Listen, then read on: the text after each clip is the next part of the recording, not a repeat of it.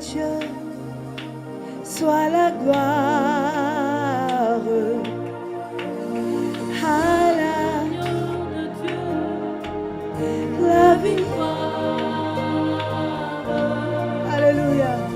À l'agneau de Dieu, soit le règne. Pour tous les siècles. Amen. À l'agneau de Dieu, soit le règne. À l'agneau de Dieu, la puissance, la force, la victoire, le pouvoir, les honneurs, les hommages, l'autorité, le règne, la gouvernance pour tous les siècles. Amen. Quand ton nom est glorifié, mon cœur sera saisi de savoir qu'honneur et gloire te reviennent. Et quand la création chante, pour toi le roi des rois et la terre, qu'honneur et gloire te reviennent. Quand ton nom est glorifié, mon cœur sera saisi de savoir qu'honneur et gloire te reviennent. Et quand la création chante, pour toi le roi des rois, elle atteste qu'honneur et gloire te reviennent.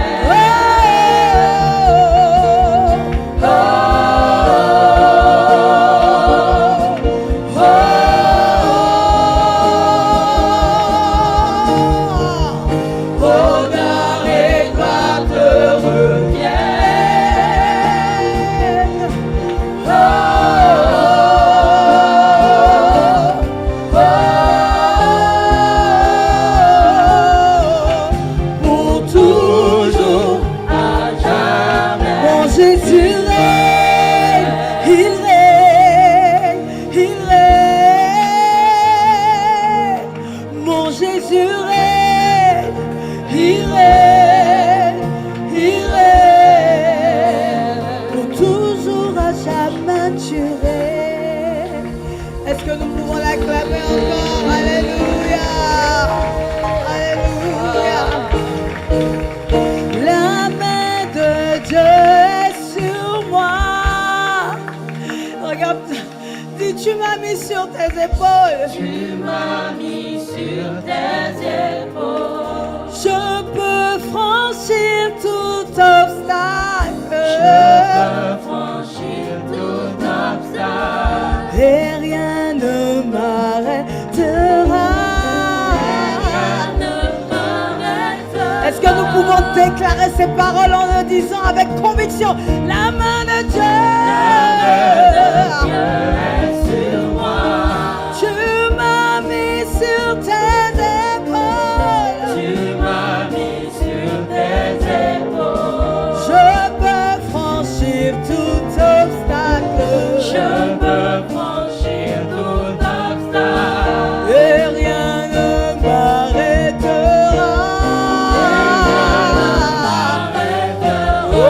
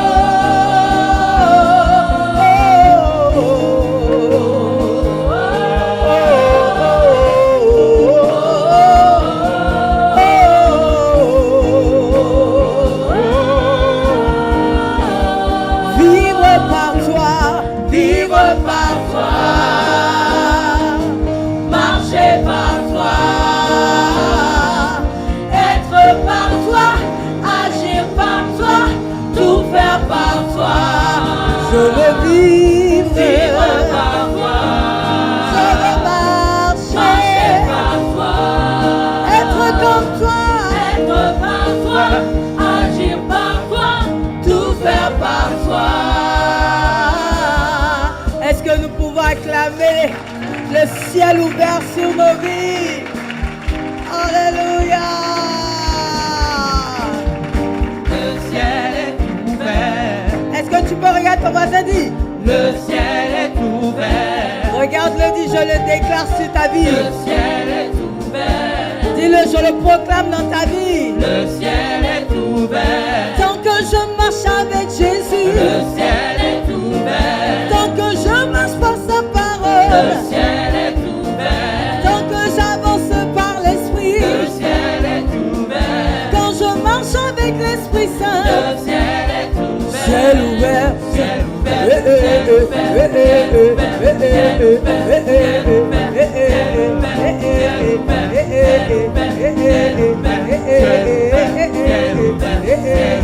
Et qu'est-ce qu'on dit au Gabon? Ephata, Ephata, Ephata, Ephata, Ephata, Ephata, Ephata,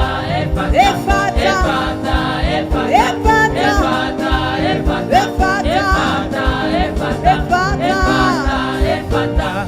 Tant que je marche avec Jésus, Le ciel est ouvert. quand je m'attache à sa parole, Le ciel est ouvert. est-ce que nous pouvons acclamer le Seigneur pour sa présence? Alléluia. Amen. Nous pouvons nous rasseoir dans sa présence. Merci Père éternel pour ce moment privilégié de la parole. Faut jouer ta présence, me fait du bien. Quand ton esprit est là. Esprit de Dieu, c'est ta présence qui fait du bien. Nous sommes là pour entendre ta parole. Seigneur Jésus-Christ, nous ne sommes pas là pour entendre un homme. Je prie afin que ton esprit puisse nous convaincre de justice là où c'est nécessaire, de jugement là aussi c'est nécessaire, de péché aussi lorsque c'est nécessaire.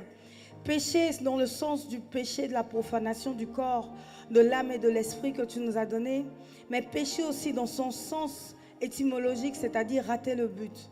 Éternel Dieu de grâce, nous ne voulons pas venir à l'église et rester les mêmes. Nous ne voulons pas nous asseoir, assister à un culte, chanter, louer, danser, donner des offrandes et des dîmes, écouter la parole et ressortir tel que nous sommes entrés. Seul ton esprit est capable de nous transformer. Seul ton esprit est capable de toucher le cœur, de guérir le cœur, de transformer le cœur. Esprit de Dieu, nous voulons être à ton image, être transformés afin de partager ton amour partout où nous irons, partout où tu nous emmèneras. Saint-Esprit, manifeste-toi pendant ce moment-là et que ta présence nous fasse du bien. Au nom puissant de Jésus, nous avons prié ensemble, nous disons un grand Amen. Et nous pouvons encore acclamer la présence du Seigneur. Alléluia. Bienvenue encore à toi dans la présence du Seigneur. Et je vois beaucoup de visages qui ont raté dimanche passé et le dimanche d'avant. Regarde ton voisin, dis pourquoi tu rates un dimanche, gay. Alléluia. Parce que du coup, même si on parle, on prêche, il y a quelque chose que tu as raté. Alléluia. Dis-lui, j'ai un secret pour toi. Va sur YouTube. Tu tapes Vaste d'honneur Gabon. Et tu vas te mettre à jour sur tous les enseignements que tu as ratés. Alléluia.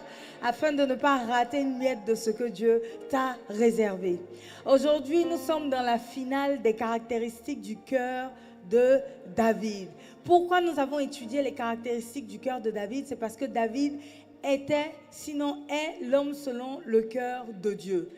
Et qui veut être l'homme selon le cœur de Dieu? Rassure-moi en levant ta main. Ah, si quelqu'un ne lève pas sa main, dit, tu veux être comment? Tout le monde a levé la main. Non, tu veux être comment? Ah, ta main est-elle levée, tu as vite baissé. Kenza n'a pas levé la main. Il faut être comme Nebuchadnezzar. Non, non, non, pardon. Nebuchadnezzar a discuté, Dieu a dû le rendre fou pour le ramener, pour qu'il comprenne que Dieu est Dieu. Et donc nous allons rapidement voir le premier et la première et la deuxième caractéristique. Et aujourd'hui, nous allons terminer par les deux dernières caractéristiques. Car dimanche prochain, nous rentrons dans un nouveau thème. Et le thème de dimanche prochain sera l'art d'entendre la voix de Dieu. Amen. Parce que c'est tout un art. Et par la grâce de Dieu, ensemble, on va apprendre. Parce que je me rends compte que Sur quelle base tu sais ce que tu dois faire, ce que tu ne dois pas faire? Sur quelle base tu sais que tu as eu raison ou que tu as eu tort? Et en fait, si Dieu ne te parle pas, si Dieu ne t'équipe pas, tu ne pourras même pas savoir si tu es dans le vrai ou le faux. Tu es obligé de te confier à des hommes, tu es obligé de compter sur des hommes et tu ne pourras pas évoluer. La chose la plus capitale dans une vie, c'est d'entendre la voix de Dieu. Dès que tu entends la voix de Dieu, tout est géré. Un peu comme David. Donc là, comme si vous pouvez mettre le résumé, si vous pouvez mettre le résumé des deux premières caractéristiques, et nous le lisons ensemble ce récap. Dans la Bible, le cœur est considéré comme le siège de la vie ou de la force. Il désigne donc l'esprit, l'âme ou la nature émotionnelle et la compréhension de l'individu dans son ensemble. Et comme référence, nous avons marqué Proverbe 4, verset 23. En fonction de l'état de nos cœurs, nous serons soit élevés, soit abaissés. L'élévation de David s'explique par les caractéristiques de son cœur. 1. Il avait une grande humilité et une capacité à subir l'humiliation. 1 Samuel 18, versets 7 à 11. Nous devons veiller sur nos cœurs, accepter de nous humilier, accepter le processus divin pour notre élévation. Ainsi, nous serons prêts à porter la gloire de Dieu. 1 Samuel 18, 12 à 14 et Proverbe 15, verset 33. David consultait Dieu pour toutes choses, ne prenait aucune de ses victoires pour acquises malgré son expérience dans les combats. 1 Samuel 23, versets 1 à 2. Toutes ses actions étaient guidées par Dieu. Nous devons confier à Dieu toutes choses, lui demander que faire, comment le faire, avec qui le faire, etc. Centrer nos vies sur notre Seigneur. Alléluia. Aujourd'hui, les deux dernières caractéristiques que nous allons voir, la première et la suivante, donc qui est la troisième caractéristique, note pardonner. L'art de pardonner. Est-ce que tu arrives à pardonner? Ah, c'est une violente question, hein? Est-ce que tu arrives à pardonner l'impardonnable? Tout au long de sa vie, David, quand tu étudies en fait son enfance, tu te rends compte qu'il a beaucoup été méprisé. Pendant que tous ses frères sont à la maison, David est le seul à être dans les champs, à s'occuper des brebis et à nourrir en fait ce qui donne à manger à la famille. David était l'homme à tout faire. Si tu permets, j'ai envie de dire, David était le boy à tout faire. C'est sur lui que tout le monde s'appuyait pour tout. La preuve qu'il fallait nourrir ses frères qui étaient au combat, qui est-ce qu'on a envoyé au combat? Enfin, sur le champ de bataille pour nourrir ses frères, c'était qui? On prêche ensemble. Regarde ton voisin, ta voisine dit, on prêche ensemble. Si le voisin dort, dit, le pasteur t'a vu et ouvre les yeux. Oui, tu ne peux pas venir dormir à l'église. Il faut dormir à la maison. Amen. Donc on prêche ensemble. Qui est-ce qu'on envoyait tout le temps? David. Voilà, tu peux même ajouter Davido. Non, David,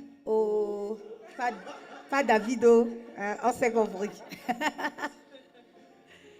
C'était toujours sur David qu'on s'appuyait. David, en fait, quand tu regardes bien son enfance, il a été méprisé, il a été rejeté, il a été maltraité, il a été traité comme quelqu'un qu'on emploie pour être le serviteur des autres. Acceptes-tu d'être le serviteur des autres? Acceptes-tu qu'on se serve de toi? Tu comprends? Comment tu réagis quand on t'envoie trop? Question. Comment tu réagis quand on travaille? C'est tout le temps à toi qu'on te donne toutes les tâches les plus difficiles. Ça même c'est gentil, les tâches les plus faciles, c'est comme si on veut te rabaisser. Qui est celui qui va toujours acheter la nourriture des collègues? Qui est-ce qu'on envoie? Faire le flash pour le patron. Qui doit toujours apporter de l'eau aux autres? Qui fait toujours le café au travail pour les autres? Radogon, ton nom est sorti ici. Alléluia. Laetitia aussi, ton nom vient de sortir. Ce sont les David alors. Regarde comment on réagit quand tu arrives au travail et puis toujours. Ah, tiens, j'ai pas pu taper tel dossier. Ah, tiens, fais. Une fois. Ok. Deuxième fois. Ah, tiens, excuse-moi, corrige les fautes. Ah. Toujours moi. Mais tu es une assistante, pourquoi moi? Parce que quand tu es assistante, c'est normal.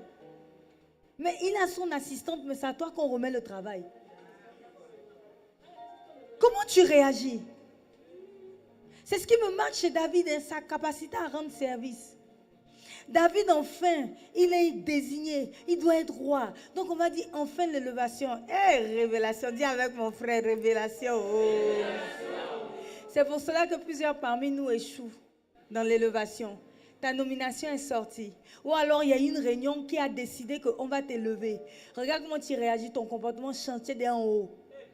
David, lorsque Samuel est venu le oindre, lui dire qu'il est roi, donc on confirme que le marché que tu as vu là, on te dit, bon, les 300 millions là, enlève juste 10 millions, faites 290 millions, on va signer le marché. Donc tu sens que, wouh, on vient te voir, tu fais un entretien d'embauche. Quand tu finis l'entretien d'embauche, on t'appelle, écoute, je ne t'ai rien dit, mais c'est ton nom qui a été retenu. Hein. Comment tu réagis déjà? David, on lui avait déjà annoncé qu'il serait roi. Mais regarde ce qu'il fait. Il continue à retourner dans les champs. Il se lève. Il continue à aller combattre. La meilleure, quand il finit de combattre, il devient l'instrumentiste de Saül. Il joue à la guitare pour que Saül puisse dormir, parce que les démons le fatiguent. Plusieurs parmi nous, nous avons perdu l'élévation. Parce que lorsque Dieu a entrouvert la gloire, notre cœur a déjà changé. Oh, je vais bientôt être directeur. Oh, je vais bientôt être inspecteur. Oh, je vais bientôt être ingénieur. Oh, je vais bientôt être embauché. Donc, je ne peux plus marcher de la même façon. Ton cœur a tellement changé que tu as fermé la porte à l'élévation dans ta vie. C'est pour cela que la nomination, là, on a enlevé ton nom. C'est pour cela qu'on te dit depuis des siècles que tu vas être promu et qu'on enlève à chaque fois ta promotion. L'état de ton cœur, laisse que tu as appris ce qui devait se passer, était tellement négatif que Dieu a dû refermer la porte. Amen. David est resté le même. David est resté serviable. Pourtant, il savait qu'il devait diriger même celui qui était en face de lui, même ses frères. Et le comble, c'est que David pardonnait à chaque fois. Le Seigneur me dit, on ne peut pas donner l'élévation à quelqu'un qui n'a pas le cœur qui pardonne parce que tu donnes l'élévation à un tyran. Tu ne peux pas monter à un certain niveau si tu es rancunier. Je te donne déjà les secrets, vous qui, parce que je ne suis pas dedans, vous qui êtes rancunier, qui gardez toujours ce qu'on t'a fait dans un coin de la tête, tu gardes ça quelque part. Le jour où tu auras l'opportunité, ça se saura. Comment tu deviens lorsqu'on te dit, bon, voilà, on doit te donner la voiture, hein? La clé arrive. Comment tu réagis? Tout ça, c'est le cœur, hein? Considères-tu plus les autres en fonction du type de voiture qu'ils conduisent ou pas? Comment tu réagis quand tu vois quelqu'un descendre du taxi-bus et quelqu'un descendre d'une voiture? Amen. Pour celle qui a dit c'est pareil. Mais on n'est pas nombreux. David, malgré tout ce qui s'était passé, n'était pas rancunier. La rancune, en fait, est un effet négatif dans ton cœur qui te tire vers le bas. Pourquoi? Parce que ça fait que tu n'oublies pas le passé. Tant que tu restes figé dans le passé, tu ne peux pas évoluer. Parce que ton présent est retardé par ce qui te tire en arrière. Littéralement, le passé est en arrière. Ne pas pardonner fait que tu vis au quotidien l'injustice, la blessure, peu importe ce qui s'est passé. La trahison, donc le rejet. Ça fait que quoi? Quand tu rencontres par exemple Gloire, tu penses à l'autre Gloire du passé qui t'a trahi.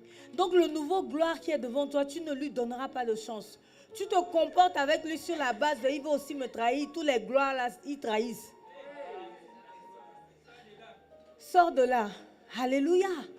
Donc du coup, même quand Dieu apporte le nouveau Gloire, qui lui est censé être ton nouveau patron, qui lui est censé être celui-là qui va t'aider à avoir ta promotion et ton travail, tu es tellement basé, figé sur ce qui s'est passé dans le passé que tu ne peux pas recevoir le présent et le futur.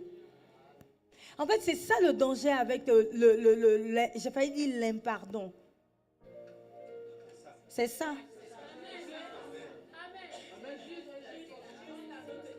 On a notre dictionnaire ici. Le fait de ne pas pardonner te retient dans le passé.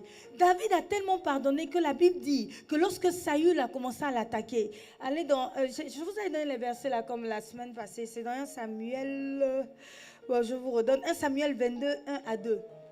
Lisons ensemble. Là-dessus, David quitta la ville de Gath et alla se réfugier dans la grotte d'Adullam.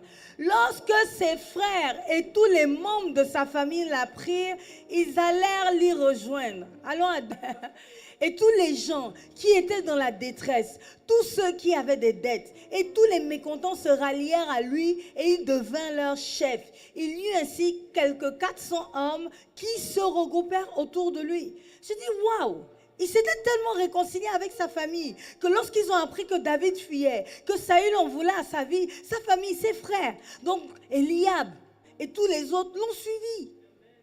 Et tu sais que c'est grâce à ces 400 hommes-là que David a pu avoir la victoire et reprendre le royaume d'Israël et de Juda associé. Sans donc ses frères à ses côtés, David n'aurait pas pu avoir ses victoires. Si David était resté rancunier et orgueilleux, lorsqu'il fuyait Saül, il y aurait eu moins de gens qui l'auraient suivi. Donc moins d'hommes experts dans l'art de la guerre. Donc il aurait eu du mal à avoir la victoire pour reprendre en main ce que Dieu lui avait déjà réservé, qu'est son royaume. Ces derniers temps, le Seigneur m'édifie énormément. Tu sais le truc que j'ai découvert?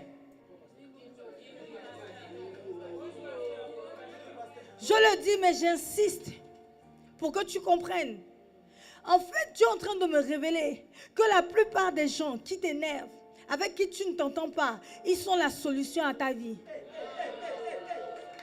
Je vous assure. Je suis choquée. La personne, moi aujourd'hui, mes chefs qui ont été les plus tyranniques, les plus méchants, les plus injustes, ont été les plus grands instruments de Dieu pour faire sortir l'excellence en moi. Parce que le gars, il ne t'aime pas. Il te dit, je cherche à te faire virer. Regarde-moi, moins de fautes, tu sautes. Vous savez ce que ça crée en moi? Non, mais c'est-à-dire l'excellence. Je faisais au-delà de mon travail. Cet homme-là qui me détestait, qui me terrorisait, qui cherchait coûte que coûte à en finir avec mon travail, je ne sais pas pourquoi, a été le meilleur instrument de Dieu pour révéler l'excellence qui était en moi. C'est pour cela que tu ne peux pas être rancunier, que tu ne peux pas ne pas pardonner à ceux qui te font du mal. Souvent, ceux qui te font du mal sont les instruments de Dieu pour ton élévation. Si David n'avait pas pardonné à ses frères, s'il ne s'était pas réconcilié, il n'aurait pas eu déjà sa petite armée. Il n'aurait pas pu avoir ses victoires. Il n'aurait pas pu se forger ce caractère de leader. La Bible dit que c'est à ce moment qu'il est devenu leur chef. Donc sa qualité de chef, sa qualité de leadership s'est manifestée au travers de ses frères qui le critiquaient et qui le rejetaient. Tu ne peux pas rester en désaccord avec des gens. Tu ne peux pas rester dans la rancœur. Tu ne peux pas continuer à bouder les gens parce que cette personne qui est en face de toi a la solution de Dieu pour ta vie. C'est compliqué. Chaque fois que quelqu'un a eu à me faire du mal et que j'ai pardonné, j'ai compris que ce que la personne a fait, en fait, ce n'était pas le mal. Elle m'a ouvert les yeux.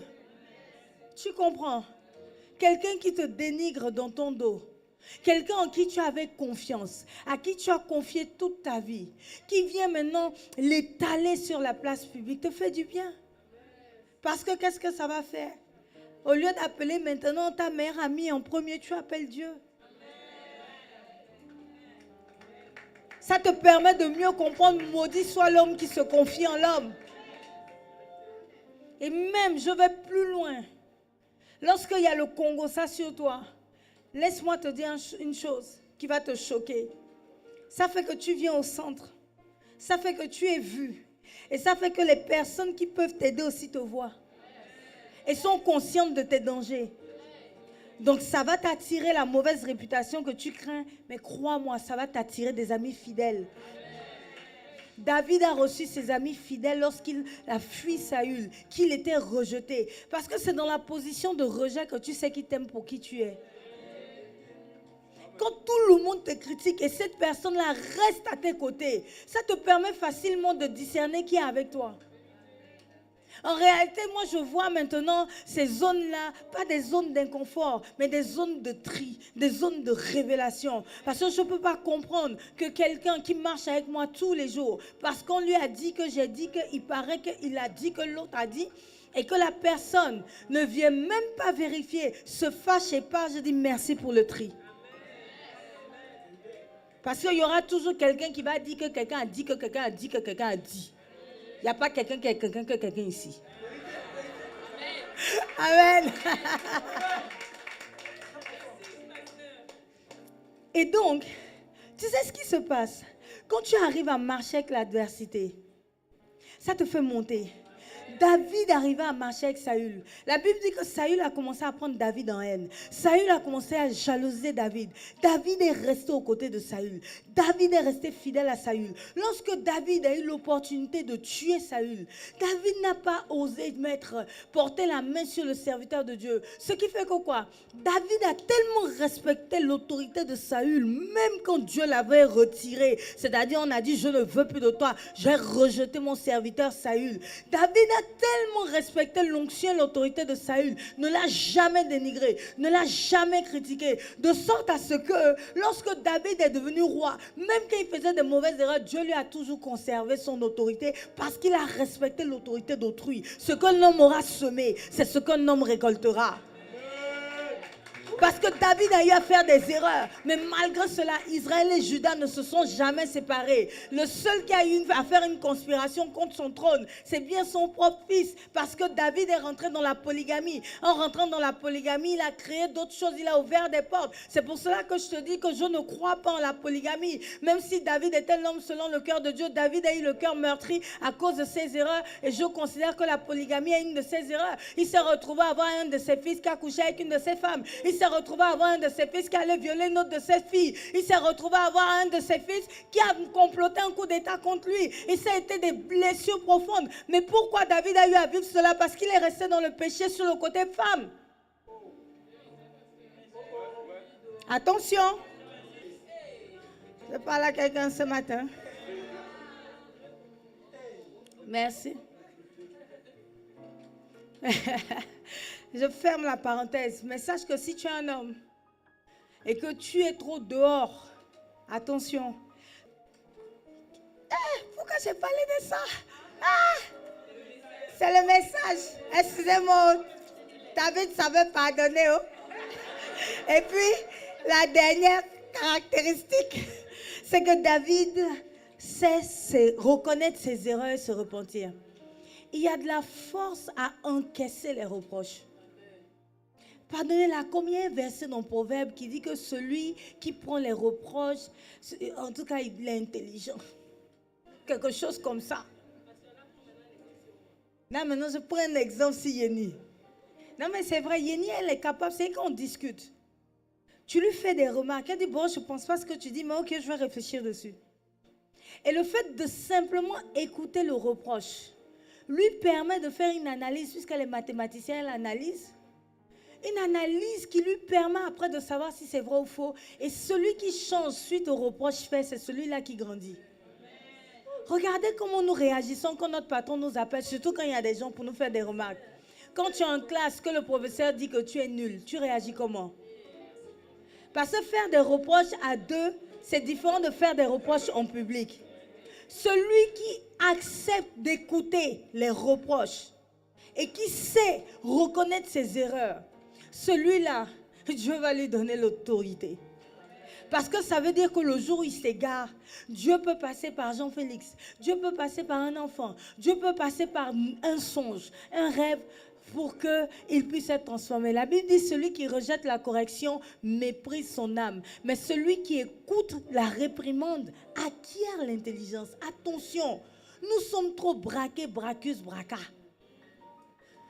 Dès qu'on te fait un reproche, surtout les enfants de 2000 là. Oh, vous qui êtes nés dans les années 2000 avec déjà Internet. Les enfants de maintenant, on ne peut plus leur parler. Dès que que tu lui parles, l'enfant pleure. C'est-à-dire une fragilité émotionnelle que moi-même je ne comprends pas. Incroyable. Et votre génération m'inquiète davantage à cause de l'IA. Mais c'est compliqué pour vous, votre génération. Vous vous basez sur l'intelligence artificielle. Mais qui est derrière l'IA? C'est un homme. Vous ne prenez plus le temps de faire des recherches dans des livres. Regardez Wikipédia. Il y a un truc qui me fait rire. Moi, je regarde toujours modifié par. Wikipédia n'est plus une source d'information fiable parce que quelqu'un se lève et modifie l'information en ligne. Comme son cœur veut. Donc, si l'auteur d'origine ne contrôle pas les informations, voilà comment vous êtes en train de grandir sur des choses fausses. Aujourd'hui, les enfants, maintenant, tu fais un petit reproche. Maman a parlé, papa a parlé, il fait 2 semaines dans la maison qui paye. La nourriture qui paye. Tu boudes qui? On te parle, tu ne réponds pas pourquoi. Tes hormones, qu'est-ce qu'on en a à faire de tes hormones? Nous tous, on a les hormones ici. Ah non, j'insiste ici. Oui, c'est vrai de ce côté-là, effectivement. Acceptez les réprimandes, acceptez les reproches. Celui qui arrive à entendre les réprimandes, les reproches, à faire ce que ses parents disent, il gagne en temps. Non, c'est de ça qu'il s'agit. Est-ce que vous savez que parce que vos parents ont les moyens, ça ne signifie pas que vous aurez les mêmes moyens? Soyez-en conscients dès maintenant. Hein? Il n'y a pas à faire d'héritage. Un héritage dilapidé. Hein? Si tu mets l'héritage dans la main d'un pauvre, il reste pauvre. Regardez bien pourquoi les gens qui gagnent au loto n'ont pas pu faire carrière. Parce que la pauvreté, ce n'est pas lié à l'argent, c'est lié à ta mentalité. Quand tu vas avoir 100 millions, tu vas dépenser 1 million par jour, ça te fait juste 100 jours de vie. Alors que le riche, quand il voit 100 millions, il se dit comment faire pour multiplier les 100 millions. Parce qu'il est conscient que les 100 millions ont une fin, puisqu'il a l'habitude de voir l'argent. Et ça, c'est une mentalité, ce n'est pas lié à ce que tu as. Regarde, quand tu as eu 100 000, qu'est-ce que tu fais avec tes 100 000? Te voilà d'ailleurs en train de manger au restaurant. Toi, tu sais, celui qui est assis à côté de toi, il gagne combien? Est-ce que tu vois les grands là se balader au restaurant tous les jours? Toi, tu n'as rien comme moi ici, c'est toi qui manges au restaurant. Tu portes un habit Lacoste, alors que tu es payé à 100 000 par mois. Toi aussi. La grâce confondante, on t'offre. Ce n'est pas ton argent, laisse-le paraître, merci. Et je conclus par là. David avait une capacité à reconnaître ses erreurs et à se repentir.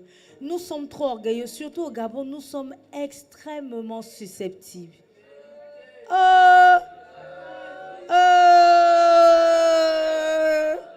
Notre susceptibilité est connue du monde entier. Et ça fait que quoi? On grandit petit. Regardez, il y a combien de milliardaires au Gabon? Maintenant, je finis, j'avance. Je peux pousser. Je peux te choquer.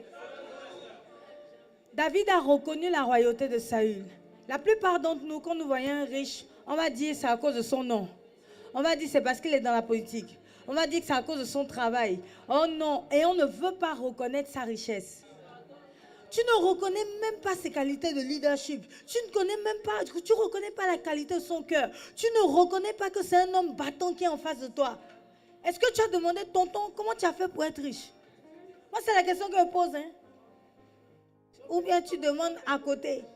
Tu demandes à la personne de te raconter son parcours de vie. Et j'ai remarqué que personne ne devient riche par hasard. Il y a des principes de vie. Il y a des bases. Ce n'est pas lié à sa religion. Ça, c'est l'un des premiers trucs qu'il faut qu'on arrête au Gabon. Oh non, comme c'est le fils de... Oh non, moi je suis arrivé au Gabon, je n'avais pas de nom. Jusqu'à présent, mon nom est limité. C'est maintenant, c'est bas un peu pour que ça augmente. Mais ce n'est pas lié. J'ai eu à travailler à des postes où les gens même me demandaient, mais tu es marié à quelqu'un de chez nous, tu fais quoi là? Oui. Mais parce que je n'ai jamais accepté cette mentalité de, comme je n'ai pas un nom de famille ici, comme je suis pas connectée à, comme je n'ai pas l'argent, je ne suis pas la fille de, je n'ai jamais lié ça à ça. J'ai toujours cru que la qualité de mon travail, si elle est au-dessus de l'excellence, on ne peut pas fonctionner sans moi. Parce qu'arrivé un moment, on veut que quelqu'un fasse le travail. Donc, dans tout ce que je faisais, j'étais excellente. Sauf dans mon comportement. J'étais impolie. Amen. Mais je faisais des recherches, j'allais sur Internet, je regardais quelles sont les nouvelles techniques commerciales, quelles sont les nouvelles techniques de communication. J'essaie de voir un peu, de discuter avec ceux qui sortent de l'école. Quand un stagiaire sort de l'école, je vérifie que je suis toujours à jour. Je me cultivais toujours. Je continue à apprendre. Je ne viens jamais en me disant que non, ils ont mis l'autre à cause de son nom. Je m'en fous de son nom. S'il est là, c'est qu'il a quelque chose que je n'ai pas. Qu'est-ce que je n'ai pas que lui peut m'apporter?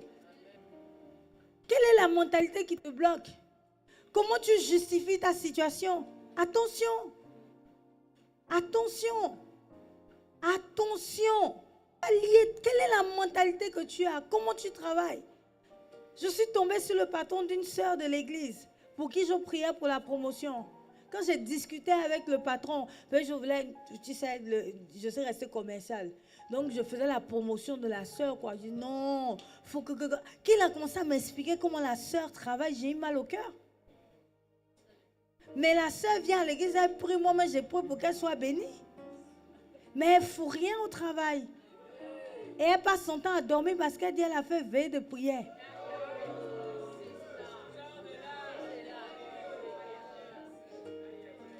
Parfois, quand on l'invite, on dit à dîner d'affaires, elle dit elle est en jeûne, donc elle ne vient pas.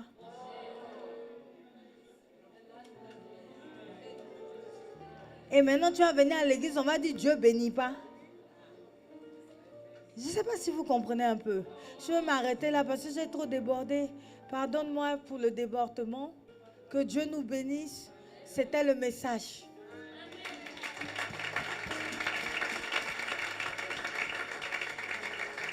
Amen.